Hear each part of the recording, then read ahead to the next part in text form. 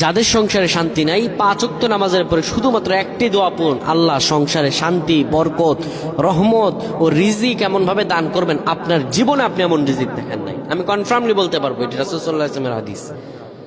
রাসূল সাল্লাল্লাহু আলাইহি ওয়াসাল্লামের হাদিস, নবীজি এই দোয়াটি পড়তেন, কোনদিনও এই দোয়াটি ছেড়ে দিতেন না আল্লাহ নবী সাল্লাল্লাহু আলাইহি ওয়াসাল্লাম। আপনারা করেন না আমলগুলো, শুধু হায় হতাশ করেন। প্রিয় ভাইরা আমার, আমলগুলো আপনারা শোনার পরে শেয়ার করে দিবেন, জানিয়ে দিবেন সবাইকে। এই যুবকেরা, তোমরা এগুলো ফেসবুকে দেখলে শেয়ার করে দিবেন, এগুলো মানুষের কাছে পৌঁছায় দিবা। আপনি 5 ওয়াক্ত নামাজের পরে এই আমলটি করবেন। বাবা মার সঙ্গে সংসারে শান্তি নেই, সন্তান বাবা মার কথা শোনে না, বাবা মার সঙ্গে সংসারের কোনো আন্ডারস্ট্যান্ডিং নেই, স্ত্রী স্বামীর কথা শোনে না, স্বামী স্ত্রীর কথা শোনে, অবাধ্যতা রন্ধে রন্ধে পৌঁছে গেছে।